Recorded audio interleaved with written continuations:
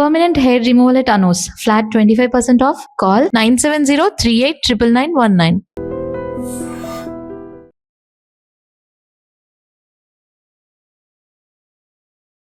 Hello and welcome to super doctors I dream exclusive సిరీస్లో మీ అందరికీ స్వాగతం.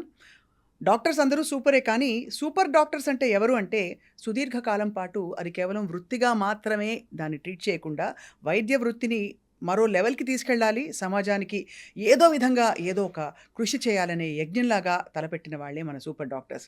ఇవాళ we have a legendary oncologist with us. ఎవరంటే doctor Rammohan Reddy గారు. ఆంకాలజీతో వారి ప్రయాణం దాదాపు 3 దశాబ్దాల పాటు, అండ్ ఇందులో సర్జికల్ ఆంకాలజీతో పాటు ఇప్పుడు రేడియేషన్ ఆంకాలజిస్ట్గా వారు సుపరిచితులు. అండ్ అత్యధిక బ్రెస్ట్ క్యాన్సర్ స్క్రీనింగ్లు చేసినందుకు గాను గిన్నెస్ రికార్డ్ నెలకొల్పిన ఘనులు డాక్టర్ రామ్మోహన్ రెడ్డి గారు.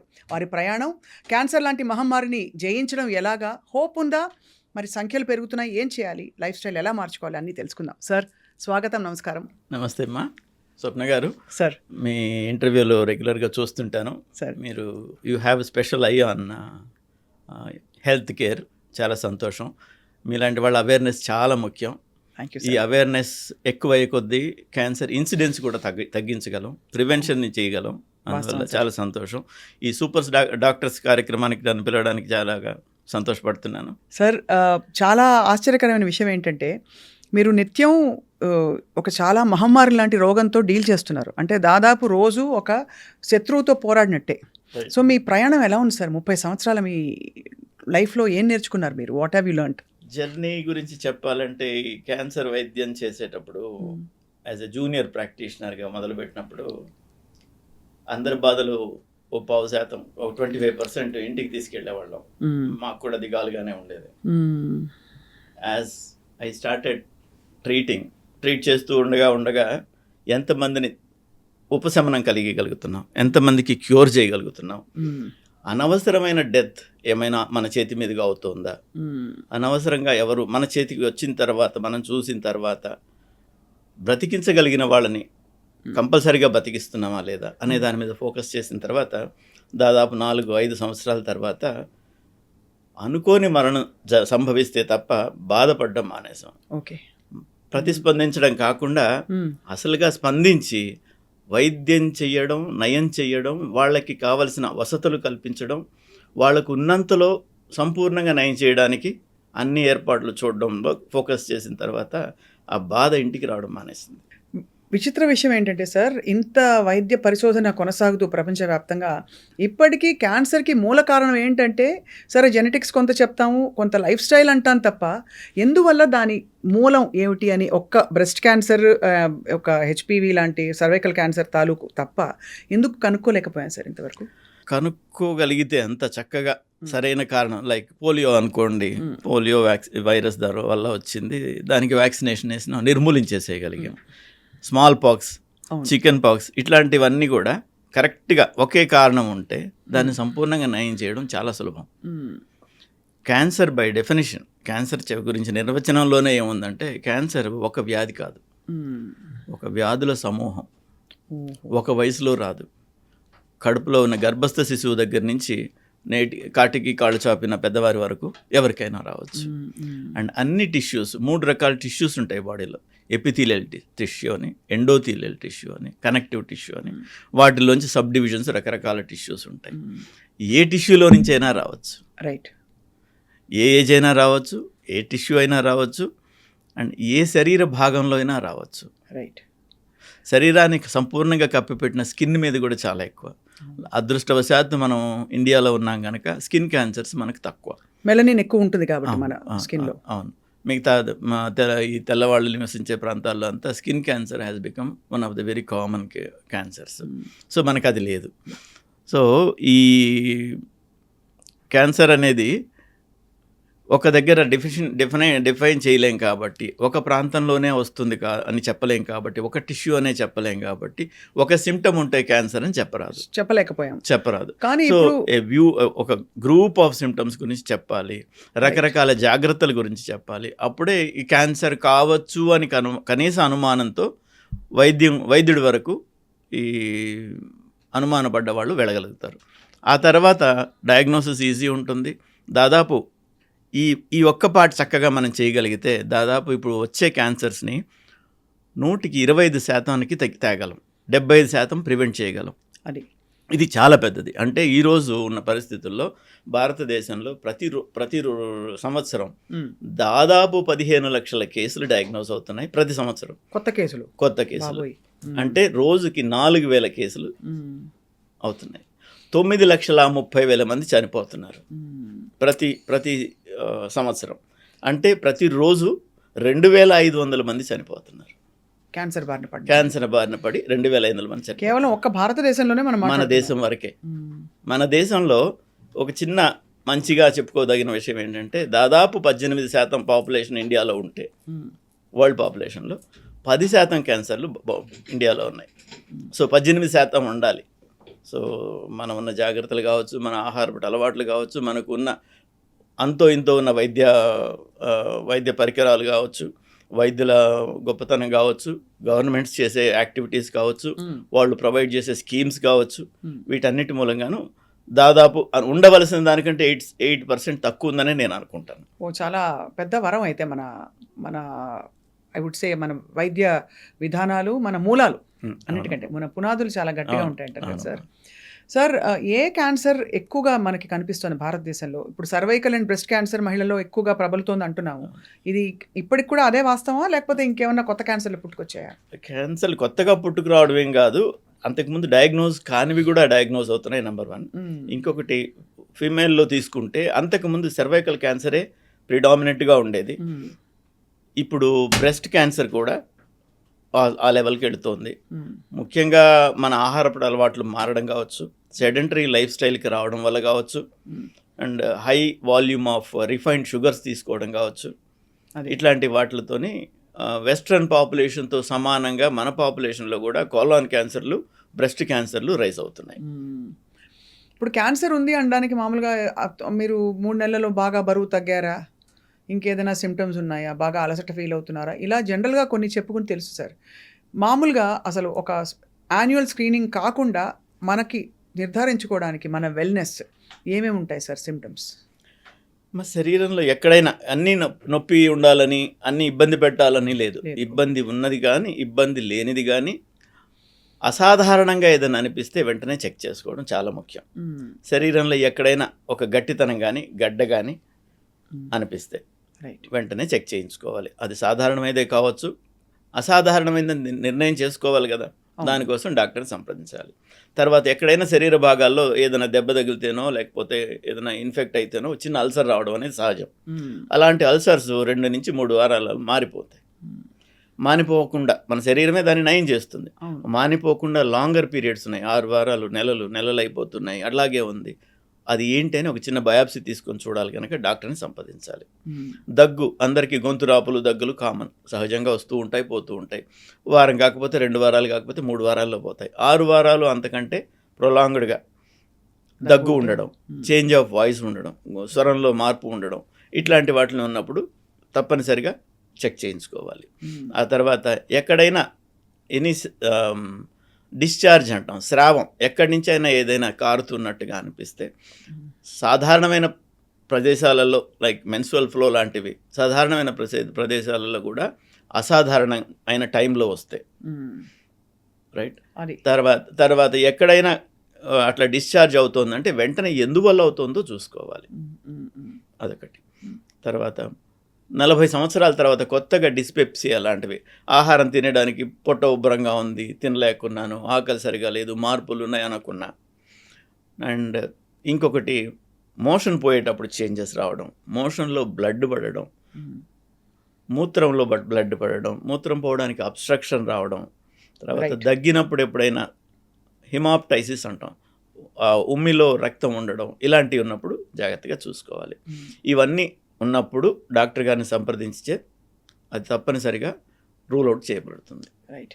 అందులో 100కి 10% ఉన్నప్పటికీ మిగతా 90% బాగుందని నిర్ధారణ చేసుకోవడం చాలా ఇంపార్టెంట్. ఈ 10% ఉన్నవాళ్ళు బాగా ఎర్లీగా డయాగ్నోస్ అవుతారు. అంత తొందరగా డయాగ్నోసిస్ అయినందువల్ల క్యూర్ ఛాన్సెస్ చాలా ఎక్కువ.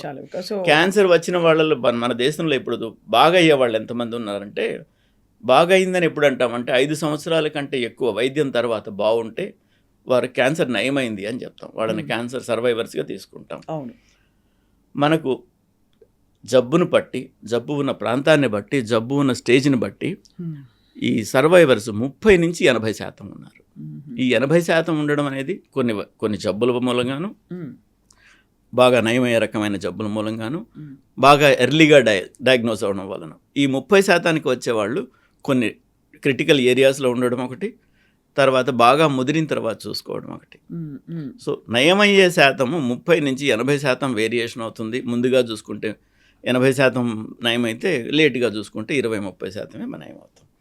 మొత్తం మీద అంతకు ముందులాగా ఇదేదో పాపం, ఇదేమో శాపం, నాకు వచ్చింది నేను పోతాను అనే పరిస్థితి నుంచి బాగా నయం కాలేదు, బాగా కష్టపడుతున్నాం అనుకుంటే కూడా 100% మంది 5 సంవత్సరాలు దాటేయగలరు.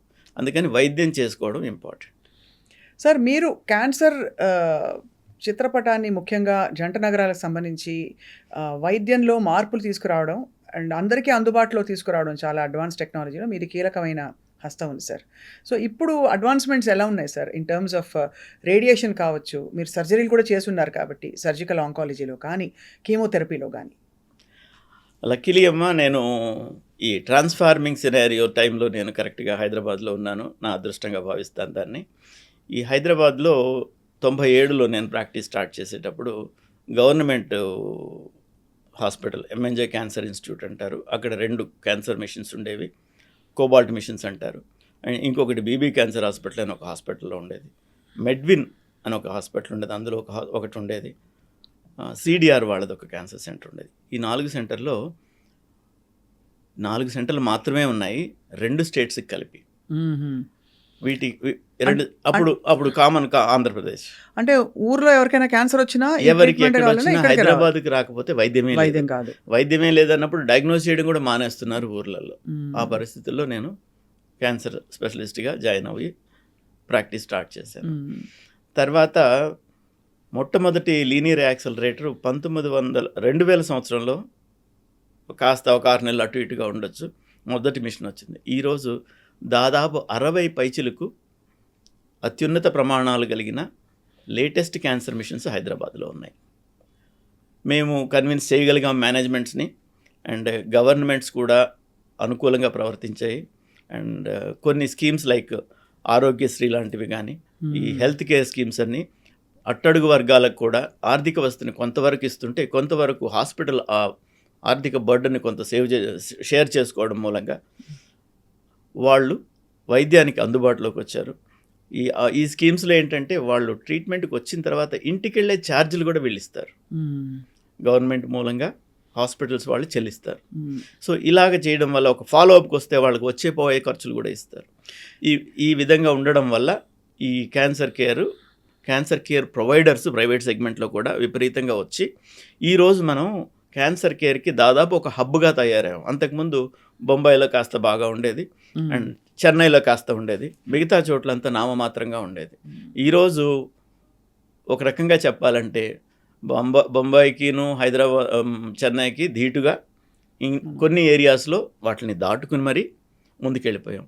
ఈరోజు మన దగ్గర ఎక్విప్మెంట్ ఇది లేదు అని చెప్పడానికి లేకుండా అన్ని ఎక్విప్మెంట్లు హైదరాబాద్లో ఉన్నాయి. అన్నీ ఒక హాస్పిటల్లో లేకపోవచ్చు, వైద్యులకు వసతి ఉంది. మేము ఎక్కడికైనా వెళ్ళి ఏ వైద్యమైనా చేయగలుగుతాం. ఫలానా మిషన్ కావాలంటే ఫలానా హాస్పిటల్ ఉందంటే అక్కడికి వెళ్ళి చేస్తాం కనుక హైదరాబాదు ఈ చుట్టుపక్కల వాళ్ళందరికీ ఒక వరం లాంటిది అది. ఇంకొకటి, ఆఫ్రికా ఖండంలో దాదాపు 50 పైచిలకు దేశాలు ఉంటాయి. వాటి నుంచి దాదాపు 30 దేశాల నుంచి Hyderabad is preferred destination. Hyderabad ముఖ్యంగా క్యాన్సర్ కోసం హైదరాబాద్కి పరిగెట్టుకొచ్చేంత ఉన్నత స్థితికి మెడికల్ కేర్ వచ్చింది. అవును సార్, చాలా గొప్ప పరిణామం అది. అంటే చాలామందిని చూస్తుంటాం, అన్య దేశస్తులు ఇక్కడికి వచ్చి క్యాన్సర్ హాస్పిటల్, ఇక్కడ బసవతారకం కావచ్చు, ఇంకా ఇతర పెద్ద పెద్ద హాస్పిటల్స్ ఒమేగా కావచ్చు, ఇక్కడ చుట్టూ తిరగడం వాళ్ళు వైద్యం కోసం. సార్, ఈ 15 లక్షల మంది కేసులు మీరు చెప్పారు, ఆ 15 లక్షల మంది డెమోగ్రఫిక్స్ అవి స్టడీ చేసి ఉంటారు కదా, అసలు క్యాన్సర్కి వాళ్ళ స్థితిగతులు. ఎందుకంటే ఒకప్పుడు సినిమాల్లో క్యాన్సర్ అంటే గ్లామరస్ వ్యాధి, యాక్చువల్లీ హీరోకి వస్తుంది, హీరో షాల్వా కప్పుకుని అది కూడా ఒక విధమైన దుఃఖంలో కూడా ఒక గ్లామర్ కనిపించేది. అలాంటి క్యాన్సర్ ఇవాళ అట్టడుగు వర్గాల్లో కూడా ఇది ఏదో ధనికుల వ్యాధి కాదు, అందరికీ వస్తుంది అని అనడానికి, మరియు ఇమ్యూనిటీ అండ్ జీవన పరిస్థితులు వాటికి దగ్గర అనుబంధం ఉన్నట్టు మనకు తెలిసిందా? Do we have any data to suggest that? Data అని కాదమ్మా, ఒక యూనిఫైడ్ డేటా లేదు కానీ దాదాపుగా ఈ డెమోగ్రఫిక్ స్టడీస్ మూలంగా అయితేమి, ఈ రకరకాల కారణం తెలియనందువల్ల మనం చేసే పరిశోధనల మూలంగా అయితేమి, ఇవన్నీ క్యాన్సర్ హేతువులు అని కొన్ని డయాగ్నోస్ చేసి అనుకున్నాం.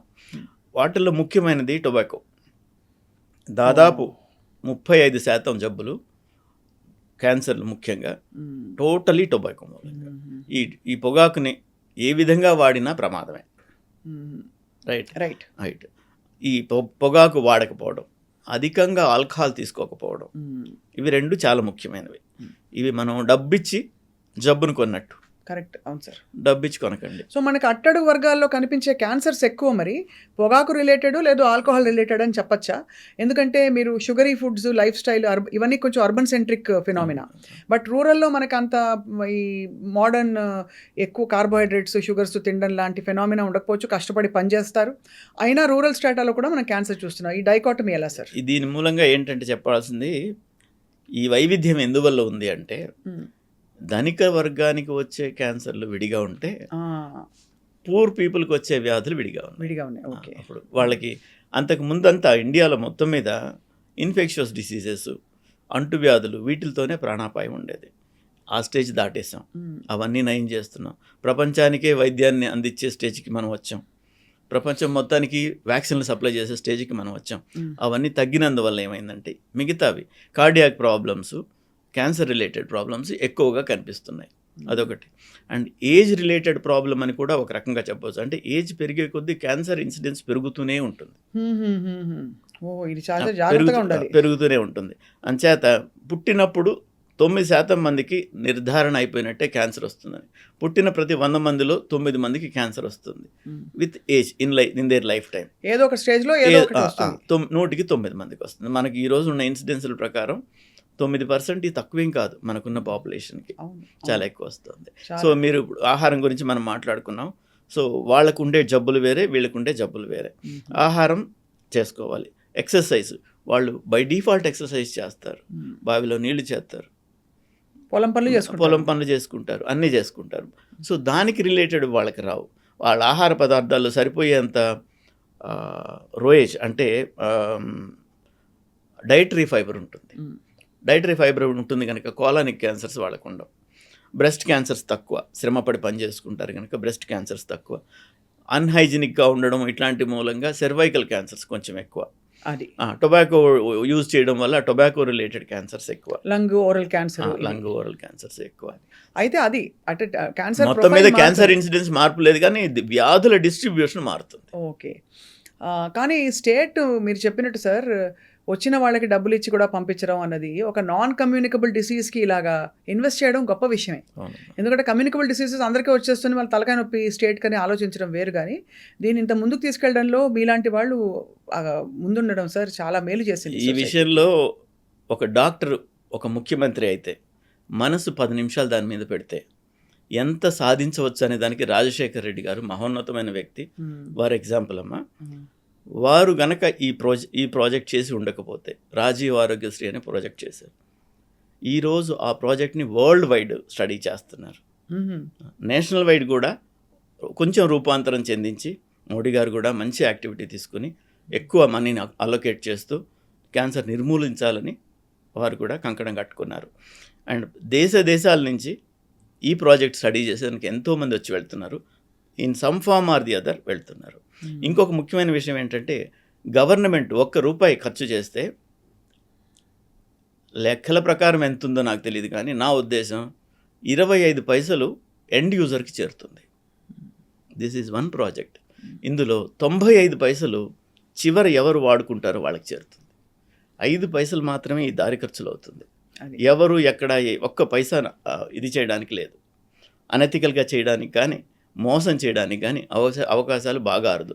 దాని సూపర్వైజింగ్ సిస్టమ్ కూడా అంత బాగుంది. ఇలాంటి హెల్త్ సిస్టమ్స్ కానీ స్టార్ట్ అయితే అన్ని స్టేట్స్లో అయితే ఈ ఇన్సిడెన్స్ని తగ్గించవచ్చు. ఇంకొక బాధాకరమైన విషయం, దాన్ని జాగ్రత్త చేసుకోవాల్సిన విషయం ఏంటంటే వైద్యం చేయడానికి ఉన్న ఉబలాటం డాక్టర్కి కానీ పొలిటీషియన్స్కి కానీ ప్రైవేట్ హాస్పిటల్స్కి కానీ గవర్నమెంట్ హాస్పిటల్స్కి కానీ వైద్యం చేయడానికి ఉన్నంత ఉబలాటం వైద్యానికి పేషెంట్ రాకుండా చేయాలి, జబ్బు రాకుండా చేయాలి అనే దాని మీద లేదు. ఒకవేళ దాని మీద ఫోకస్ చేస్తే ఇప్పుడు మనం ఖర్చు చేస్తున్నంతలో 4వ వంతు ఖర్చు చేస్తే కూడా ఈ ఇన్సిడెన్స్ ఆఫ్ 4,000 క్యాన్సర్లు ప్రతి సంవత్సరం వస్తున్నాయి అంటున్నాను కదా, ప్రతిరోజు 4,000 క్యాన్సర్లు వస్తున్నాయి. దాన్ని 1000కి తీసుకెళ్ళగలం. ఓహో, అంటే ప్రివెన్షన్ మీద దృష్టి పెట్టి, ఒక ఎడ్యుకేషన్, ఒక ప్రివెన్షన్, ఇవి రెండింటి మీద దృష్టి పెడితే 4,000 నుంచి 1000కి చేయగలం. అంటే మనకు ఉన్న వైద్య పరికరాలు, ఫెసిలిటీస్ ధారాళంగా సరిపోతాయి. ఇప్పుడు సరిపోవు, చాలు బొటాబొట్టి. హైదరాబాద్లో అన్నీ ఉన్నాయి, ముఖ్యమైన పట్టణాల్లో అన్నీ ఉన్నాయి, కానీ ముఖ్యమైన పట్టణాల్లోనే రావు కదా క్యాన్సర్లు, మారుమూల ప్రాంతాల్లో కూడా వస్తాయి. 1 మిలియన్ పాపులేషన్కి 1 మిషన్ కావాలి, మనకు అన్ని లేవు. ఇప్పుడు ఉన్నవి ఇన్సిడెన్స్ తగ్గిస్తే ఆటోమేటిక్గా సరిపోతాయి. అవును సార్, మీరు అన్నది ఇందులో కూడా యాక్చువల్లీ నిజానికి మీరు లీడ్ తీసుకుని 2790 breast cancer screenings in single day కదా సార్. దానికోసమే మీకు గిన్నెస్ రికార్డ్ ఒక అరుదైన ఒక బిరుదు వచ్చింది ఆ రోజు సార్. జస్ట్ ఐఎమ్ క్యూరియస్, ఈ 2000 ఒక బృందం ఒక్కనే కాదమ్మా, ఒక బృందం అందరం కలిసి చేయగలిగింది అది. అండ్ అది చేయడానికి ఏంటంటే మేము ఇంకొక 1000 మంది ఎక్కువే చేసాము. బట్ వాళ్ళు కౌంట్ చేసే విధంగా మేము డ్రోన్ పిక్చర్స్ పంపించాలి, సూపర్వైజ్ చేసేదానికి వచ్చి ఉంటారు. అలాగ పంపించడానికి ప్రైవేట్ పార్ట్ ఎగ్జామినేషన్, దానిలో కొంత కవర్ చేయాలి, కొంత చూపించాలి. సో అలాగ చేయగలిగింది మేము ఆ నంబర్ చేయగలిగాం. అంతకంటే ఇంకో 1000 మంది ఎక్కువే చేసాం. They could not count on the videos. So when you say screening sir, it includes mammogram and self breast examination. Self examination ఒకటే ఫోకస్ చేసామమ్మా. అందులో ఏమవుతుందంటే చేసిన తర్వాత అనుమానం ఉన్న వాళ్ళందరినీ విడిగా తీసుకుని వాళ్ళకి మ్యామోగ్రఫీలు, ఫర్దర్ టెస్ట్లు, ఫైన్ నీడిల్ ఆస్పిరేషన్ సైటాలజీ చేసి అందులో డిటెక్ట్ అయిన వాళ్ళకి దాదాపుగా ఉచిత వైద్యం అందించగలిగాం. అప్పుడు చాలా గొప్ప విషయం sir. Sir I'm just curious, ఆ రోజు ఎన్ని కేసులు బయటపడ్డాయి? అంటే ఇది ర్యాండమ్గా ఒక 3,000 మంది వచ్చి మీ దగ్గర స్క్రీనింగ్ చేయించుకున్నారు, వాళ్ళే షాక్ అయిన వాళ్ళు చాలా మంది ఉంటుంటారు కదా. చిన్నబాబు గారని గ్రేస్ హెల్త్ కేర్ ఫౌండేషన్ తరఫున పనిచేస్తారు చిన్నబాబు గారు, వారు. అండ్ ఇంకో 2-3 సంస్థలు అక్కడ very good number of sisters, health care assistants, వీళ్ళందరం కలిసి చేసింది అది. ఆ రోజు దాదాపు 400 పైచిలుకు కేసులు డయాగ్నోస్ అయినాయి, అనుమానాస్పదంగా అయినాయి, ఏదో ఒక లంప్ ఉండి అనుమానాస్పదంగా అయినాయి. అది ఫర్దర్ ఎవాల్యుయేట్ చేసాము. అందులో నుంచి 20% was found to B disease. వాళ్ళందరికీ వైద్యం అందింది. ఏదో విధంగా పెట్టుకోగలిగిన వాళ్ళకి పెట్టుకునే విధంగా చేస్తే, పెట్టుకోలేని వాళ్ళకి కూడా ఏదో ఒక ఏర్పాటు చేసి, మాకు వైద్యం చేయించుకుని నయమైన వాళ్ళు కొంతమంది, ఎవరైనా క్యూరబుల్ క్యాన్సర్స్ వస్తే మేము సహాయం చేస్తామని చెప్పిన వాళ్ళు బృందాలుగా ఉంటారు. రైట్, వాళ్ళని మేము సంప్రదించి వీరికి బాగైపోతుందండి, వీరికి మీరు వైద్యం అందజేయండి అంటే వాళ్ళు చేస్తారు. సో ఆ విధంగా చేస్తుంటారు. చాలా మందికి పెద్ద షాక్ కదా సార్. ఇప్పుడు వాళ్ళు పేదవాళ్ళైనా ధనికులైనా నాకు వచ్చిందా అంటారు, నాకు రాదనే అనుకుంటారు ప్రతి వాళ్ళు. సో మీకు క్యాన్సర్ అని చెప్పే ఆ విషయం చాలా కష్టతరం కదా సార్. మీకు కూడా కొంచెం ఇబ్బందికరమే. ఓరే పీరియడ్ అలవాటు అవుతుంది, ఎలాగ చెప్పాలి, ఎవరికి చెప్పాలి, ఎలా వెళ్ళాలి. మామూలుగా అయితే మనకు చిన్న అడ్వాంటేజ్ ఉంది మన దేశంలో. అక్కడ బయట కంట్రీస్లో అంతా పేషెంట్తో డైరెక్ట్గా మాట్లాడాలి. పేషెంట్కి చెప్పిన తర్వాత పేషెంట్ పర్మిషన్తో ఎవరికి చెప్పాలో నిర్ధారణ చేస్తాం. మనకేంటంటే పేషెంట్ తరఫున డాక్టర్లు కొంత ముందడుగు వేసి వాళ్ళ తరఫున కొంతవరకు ఆలోచన చేసి ఎవరికి ముందు చెప్పాలో నిర్ణయం చేసే అధికారం ఉంది. ఓహో, పేషెంట్ ఉన్నారు అంటే మెడికల్ ఎథిక్స్ ప్రకారం కూడా యూ కెన్ డూ దట్. మాకు అధికారం ఉన్నట్టే, వాళ్ళకే చెప్పాలి, ప్రైవసీ ఉంటుంది. బట్ వారిని తీసుకొచ్చే వాళ్ళు పక్కనే ఉంటారు కదా మాకు వైద్యం చేయించేటప్పుడు, వాళ్ళకి చెప్పకూడదని మాకు రూల్ లేదు కదా. సో మేము వీళ్ళని బయట కూర్చోబెట్టి వివరంగా చెప్తాం, ఇలా ఉంది, ఇలా ఉంది, ఇలా ఉంది. వారికి చెప్పకుండా కాదు, వాళ్ళకి మెల్లగా చెప్దాం. మీన్ వైల్ ఫర్దర్ ఇన్వెస్టిగేషన్స్ చేస్తాం. 2 సార్లు 3 సార్లు క్యాన్సర్ హాస్పిటల్ చుట్టూ తెలిస్తే వాళ్ళకి అనుమానంగానే ఉంటుంది. అప్పుడు చెప్తాం, ఇలా ఉంటుందమ్మా, ఇలా బాగా తగ్గుతుంది, ఇది తగ్గుతుంది, ఇలా ఉంటుంది, ఇలా ఉంటుంది, ఇలా చేస్తామని చెప్తాం. వాళ్ళకి అప్పటికి అర్థం చేసుకునే ఓపిక శక్తి వస్తాయి. కొన్ని ఇన్సిడెంట్స్లు ఉన్నాయి, క్యాన్సర్ అని డయాగ్నోస్ చేయగానే ఎక్కడి నుంచో దూకి చనిపోవడాలు కూడా చూసారు. మీరు చూసారా సార్ మీ కెరియర్లో? సో చూసాను. హైదరాబాద్లో కూడా ఒక సంఘటన జరిగింది. నా మిత్రురాలు, నా సహ విద్యార్థి అమెరికాలో జీవిస్తూ అడ్వాన్స్డ్గా డయాగ్నోస్ అయిందని ఒక ఫ్రోజన్ ఆల్మోస్ట్ ఫ్రీజింగ్ టెంపరేచర్స్లో ఉండే రివర్లోకి కార్ డ్రైవ్ చేసుకుని చనిపోయింది. That is the time when I started thinking being more passionate towards curing. That's so disturbing sir. అవునమ్మా. ఎందుకు సార్ అంత ఎందుకు గుండె జారిపోతుంది అంటే డాక్- అమ్మో ఇది నేను పడలేనా? అదే కాదమ్మా, జబ్బుకి నువ్వు డాక్టర్వా పేషెంట్వా తెలియదు, రైట్? నేను డాక్టర్నని నేను నిర్లక్ష్యం చేస్తే ఎలాగా?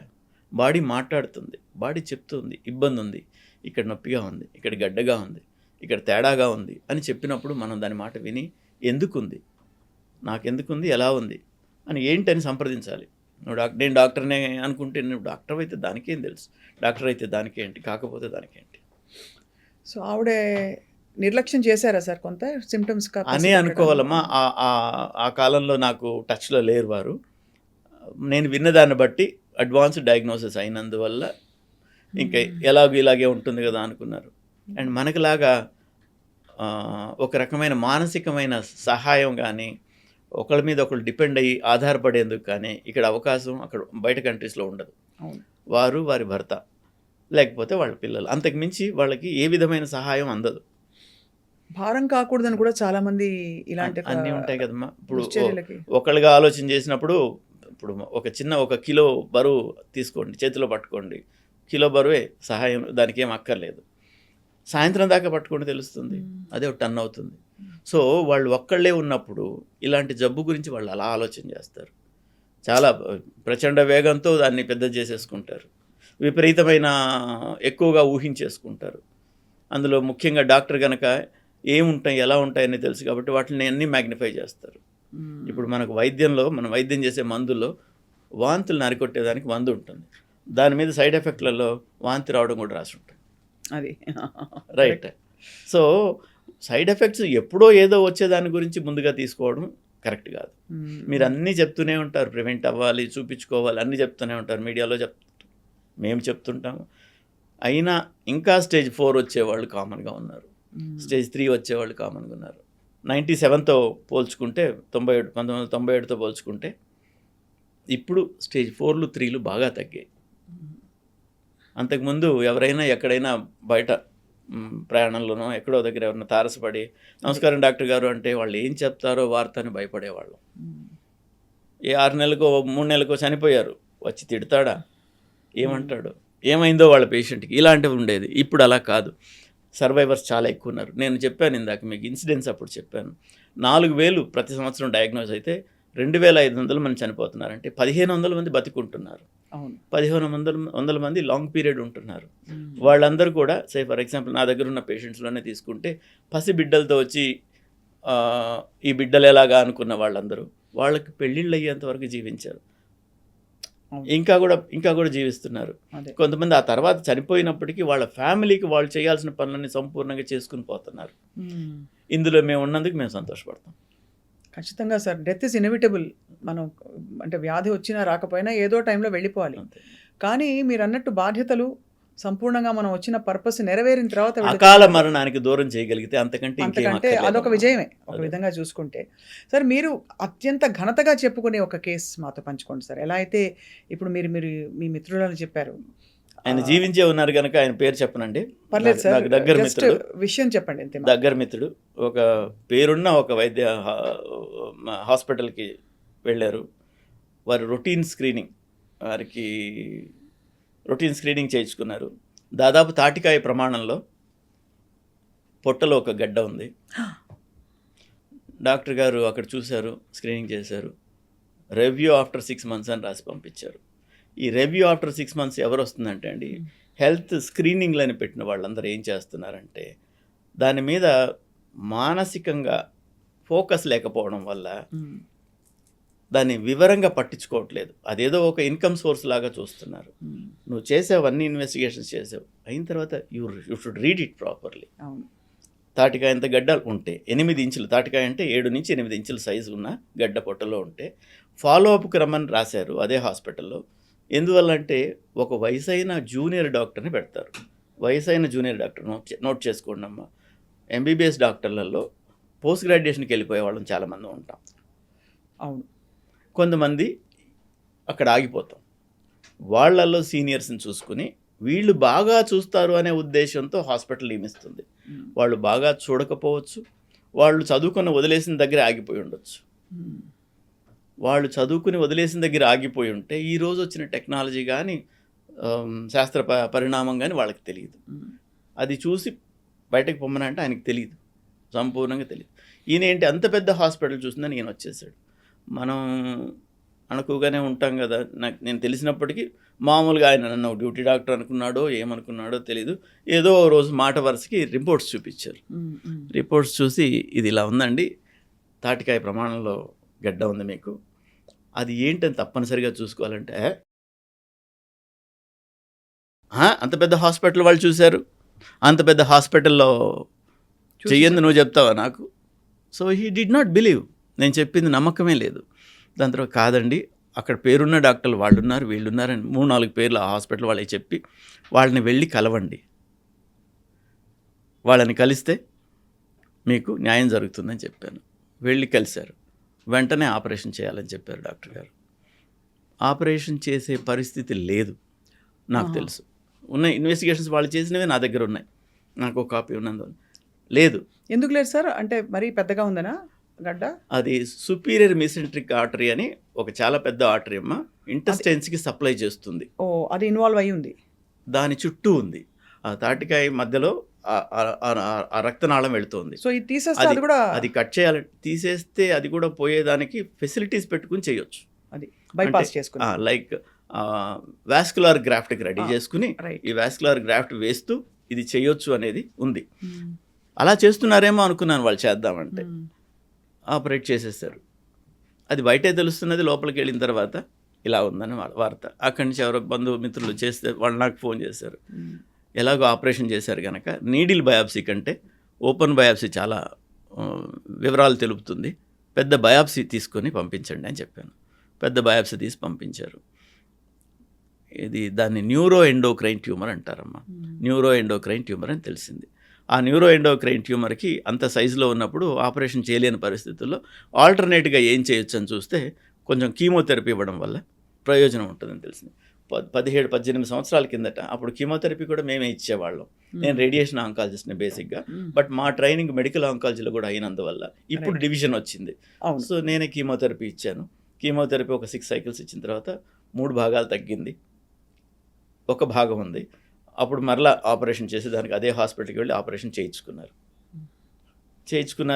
బాగా తగ్గింది, మొత్తం తీసేయలేకపోయారు. అండ్ అక్కడెక్కడైతే మిగిలిందో అక్కడ క్లిప్స్ పెట్టి పంపించమన్నాను, నా వసతి కోసం రేడియేషన్ గురించి. క్లిప్స్ పెట్టి పంపించారు, వైద్యం చేశాను, బాగా అయిపోయింది. అప్పుడే కొత్తగా ఇమేజ్ గైడెడ్ రేడియోథెరపీ అనే టెక్నాలజీ అప్పుడే కొత్తగా వచ్చింది హైదరాబాద్కి. అప్పుడు ట్రీట్ చేసాం, బాగా అయ్యారు వారు. తర్వాత 15 సంవత్సరాల తర్వాత ఆయనకి ఆపరేషన్ అంత పెద్దది 2 సార్లు చేసిన మూలంగా ఒక హెర్నియా వచ్చింది. ఓహో. ఆ హెర్నియాకి మరలా అదే ప్రముఖ వైద్యశాలకు వెళ్ళి మరలా పరీక్ష చేయించుకున్నారు. డాక్టర్ గారు అన్ని వివరంగా టెస్టులన్నీ చేశారు, కానీ ఒక టెస్ట్ రిపోర్ట్ చూడడం మానేశారు. అది CT scan of the abdomen. అందులో లివర్లో మెటాస్టాటిక్ డిపాజిట్స్ ఉన్నాయి. ఆయన మళ్ళా వాళ్ళు వెళ్ళారు, చూశారు, ఆపరేషన్ చేయాలన్నారు, ఆపరేషన్ చేశారు. అదృష్టవశాత్తు ఏమి కాకుండా ఆ ఆపరేషన్ చక్కగా సక్సెస్ఫుల్గా అయింది, బయటపడ్డారు. తర్వాత ఎప్పటిలాగా నాకు రిపోర్ట్స్ తీసుకొచ్చి మళ్ళీ చూపించారు. మళ్ళీ చూపిస్తే లివర్లో ఇంత పెద్ద డిసీజ్ ఉందండి, దాదాపు 2.5 సెంటీమీటర్లు ఉంది, దీన్ని తప్పనిసరిగా బయాప్సీ చేసుకోవాలని చెప్పాను. మిత్రుడు హెసిటేట్ చేశాడు. మరలా ఇంకా 2-3 చూపించుకున్నారు. అందరు చేయించాలంటే అప్పుడు నా దగ్గరికి వచ్చాడు.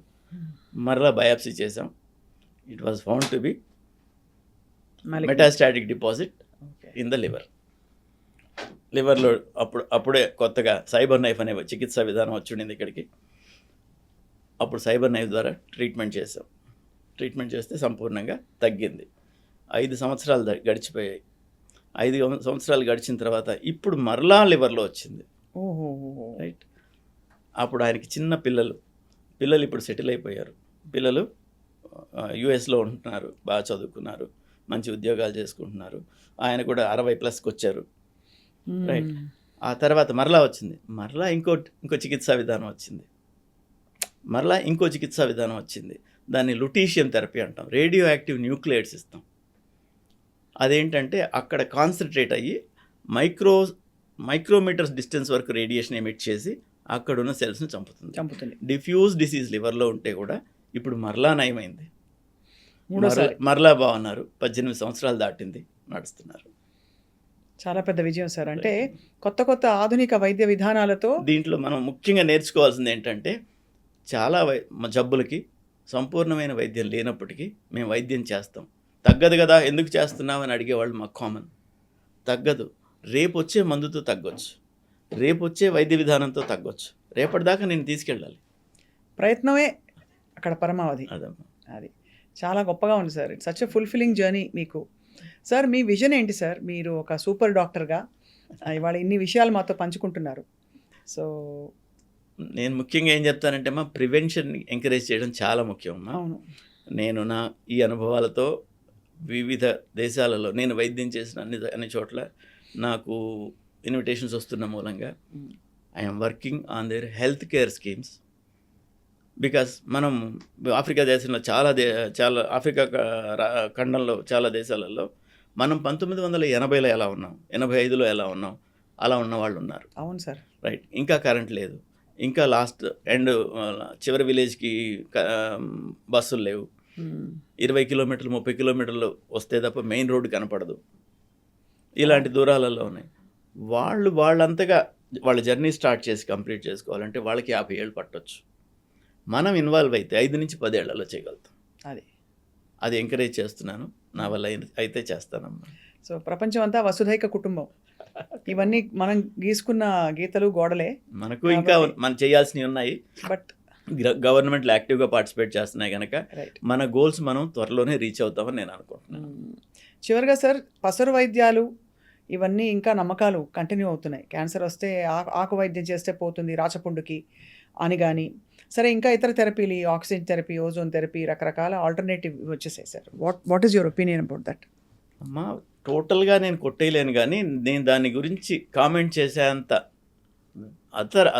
మిగతా వైద్య విధానాలలో నాకు నాలెడ్జ్ లేదు కనుక నేను కొట్టేను, తప్పనిసరిగా అనుసరించమని చెప్పను. 2 ఉన్నాయమ్మా. ఒకటి,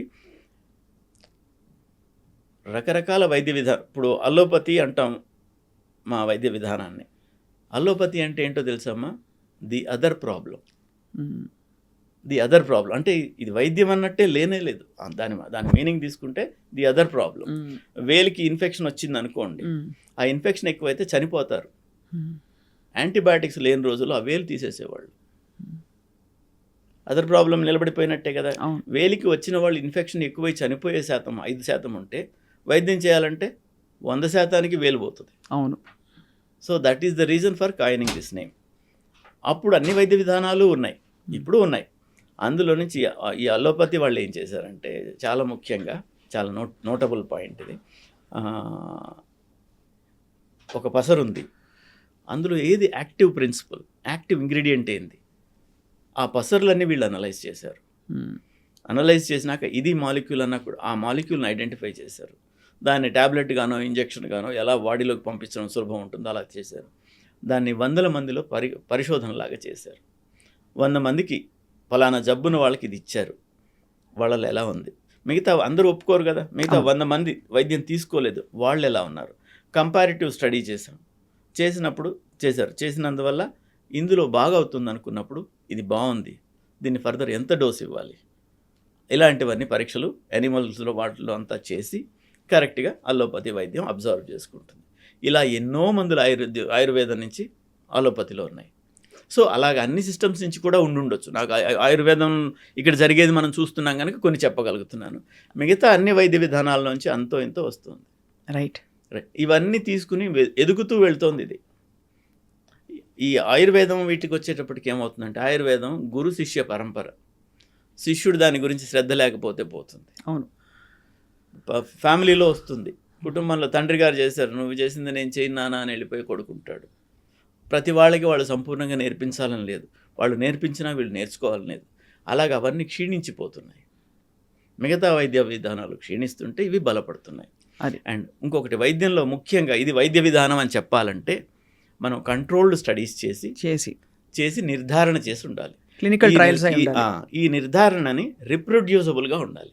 మరలా మీరు వైద్యం చేస్తే కూడా ఈ ఆ కండిషన్లో అదే ఫలితం రాబట్టగలగాలి. అది అప్పుడు దాన్ని శాస్త్రీయ వైద్య విధానంగా అంటాం. సో ఇప్పుడు ఎవిడెన్స్ బేస్డ్ మెడిసిన్ అంటాం. ఆ ఎవిడెన్స్ బేస్డ్గా చేయగలిగినప్పుడు అది అల్లోపతి అవుతుంది. అవును. అన్ని పతులు ఒక పతి అయిపోతున్నాయి కనుక ఇది విపరీతంగా పెరుగుతుంది. ఒక లైఫ్ టైం సరిపోదమ్మా అల్లోపతి ఒక్కటి నేర్చుకోవడానికి. మరి ఇవన్నీ ఎక్కడ నేర్చుకుంటాం? చాలా అంటే నొప్పింపక తానవ్వక అన్నట్టుగా మీరు అసలు ఎక్కడా కూడా వేరే ఇతర వైద్య విధానాల్ని విమర్శించకుండా చాలా సముచితంగా చెప్పారు డాక్టర్ రామ్మోహన్ నేను రెడ్డి కొన్ని గారు. చెప్తాను వినండి. భారతదేశంలో విషపూరితమైన పాములు 5%, 95% విషం లేని పాములు. పాము కాటికి చనిపోయే వాళ్ళు చాలా ఎక్కువ శాతం. 5% పాములు అయితే పాము కాటులలో 5% చనిపోవాలి కదా. భయం, పాము కాటేసిందని ఒక్క నిజమే చాలు వాళ్ళకి చంపడానికి. సో వాళ్ళందరూ ఊర్లో ఉన్న వైద్యుడికి మంత్రగాడి దగ్గరికే వెళ్తారు. వాళ్ళందరికీ ఆయన మంత్రం వేస్తాడు, వైద్యం ఇస్తాడు, తీర్థం ఇస్తాడు, ఏదో చేస్తాడు. రైట్, 95 మందికి నయం అవుతుంది. వాళ్ళకి ఆ నమ్మకంతోనే 95 మందికి నయం అవుతుంది. ఈ 5% చనిపోతారు. దీనిలో ఇంకో ప్రాబ్లం ఈ అలోపతి వాళ్ళకి ఇంకోటి ఏంటంటే ఈ 5% హాస్పిటల్కి వస్తారు. ఈ 5%లో 90% చనిపోతారు. బికాజ్ అక్కడ టైం డిలే అయ్యింది. అది ఈ పాము కాటు గురించే చెప్పాలంటే కూడా ఈ స్నేక్ వీనం దొరుకుతుంది. పిహెచ్సిలో కూడా అది అవైలబుల్ చేస్తే they can be cured. Most of them పాము కాటు తర్వాత 10 వైల్స్ ఆఫ్ పాలివీనం ఇచ్చేస్తే మోస్ట్ ఆఫ్ మన దగ్గర 3-4 విష సర్పాలు, వాటికి సరిపోయిందంతా వ్యాక్సిన్ ఉంది కనుక. వ్యాక్సిన్ కాదు, విషానికి విరుగుడు ఉంది. విషానికి విషమే విరుగుడు అంటారు. అదే పెద్దవాళ్ళు అనేవాళ్ళు పూర్వం. కానీ చాలా ఫ్యాసినేటింగ్గా ఉంది సార్ మీ ప్రయాణం. అండ్ మీ ప్యాషన్ అయితే it really makes you a super doctor. Because ఏదో సాధించాలే చాలేదు అని అనుకుని ఏదో స్టేజ్లో అందరూ మీరు ఇంకా ఇతర దేశాలకు వెళ్ళి మనం వైద్య విధానాల్ని ప్రవేశపెట్టి వాళ్ళందరికీ అందుబాటులోకి తీసుకురావాలనే మీ సంకల్పం తప్పకుండా నెరవేరాలి సార్. మీ యజ్ఞంలో ఎక్కడో అక్కడ మీ అందరం భాగం అవుతామని ఆశిస్తున్నాం. థ్యాంక్ యూ మా. ఈ అవేర్నెస్లో మీరు అందరూ పార్టిసిపేట్ ఆల్రెడీ చేస్తున్నారు. ఇంకా కూడా లైక్ నేనేమంటానంటే ఈ క్యాన్సర్ కీమోథెరపీలు ఇస్తాం, సైడ్ ఎఫెక్ట్స్ వస్తాయి. ఎఫెక్ట్స్ వదిలేసి సైడ్ ఎఫెక్ట్స్ని హైలైట్ చేస్తున్నారు. అది మానేయాలి. అవును, ఎఫెక్ట్స్ని హైలైట్ చేయండి. సైడ్ ఎఫెక్ట్స్ ఎలాగ వస్తాయి? వాళ్ళకి వచ్చే వరం జీవితం. అవును, జీవితం అనే వరం వచ్చినప్పుడు ఆల్కహాల్ దాగి కింద పడిపోతున్నాడు రోజు, దానికి సైడ్ ఎఫెక్టే కదా అది. అవును, దానికి తయారుగా ఉన్నాడు. మందుకు వచ్చే సైడ్ ఎఫెక్ట్కి రెడీగా కాకపోతే ఎట్లా? అంతే కదా సార్, చాలా పెద్ద గీత చిన్న గీత అంతే అది. కాబట్టి జీవితం చాలా అమూల్యమైంది. And prevention is the best cure. Actually చెప్పాలంటే ముందే వెళ్ళి మనం పరీక్ష చేసుకుని ఫస్ట్ అసలు ఎవరికి రాకూడదు. జెనెటిక్గా అందరికీ ఆ పాసిబిలిటీ ఉంటుంది కాబట్టి సరే ఏదో పరిస్థితుల్లో సంభవించినా ఇవాళ క్యాన్సర్ని ఖచ్చితంగా నయం చేసుకోవచ్చు సరైన డయాగ్నోసిస్తో అని చెప్పి మీరు మరోసారి భరోసా ఇచ్చినందుకు డాక్టర్ రామ్మోహన్ రెడ్డి గారు ధన్యవాదాలు సార్. నమస్కారం. థ్యాంక్ యూ స్వప్న గారు. ఈ సూపర్ డాక్టర్ ప్రోగ్రామ్కి నన్ను పిలిచినందుకు చాలా సంతోషం. మొదటగా నాతోనే స్టార్ట్ చేస్తున్నందుకు ప్రోగ్రామ్ చక్కగా నడవాలని, మీరు అందరికీ అవేర్నెస్ తీసుకురావాలని ఆకాంక్షిస్తున్నానమ్మా. Thank you sir. And for more videos, please subscribe to iDream. Please subscribe to iDream. Please subscribe iDream. And please subscribe to iDream. For more videos, subscribe to iDream. please like, share and subscribe to the channel. Congratulations, iDream. Subscribe to iDream. Subscribe to iDream. So subscribe to iDream Media. iDream ki iDream team andarki huge congratulations. Please subscribe iDream Media. Please subscribe to iDream. Subscribe iDream. Please subscribe to iDream. iDream అంటే నా కళల ఛానల్ను subscribe చేసుకున్న నోరు తిరుగుతలేదు, మీరైతే గంట గుర్తు కొట్టండి. For more such videos, please subscribe to iDream. Subscribe to iDream. Please subscribe to iDream. Please subscribe iDream Media. Please do subscribe to iDream. Please subscribe to iDream Media. For best entertainment and information, please subscribe iDream. And don't forget to subscribe to iDream.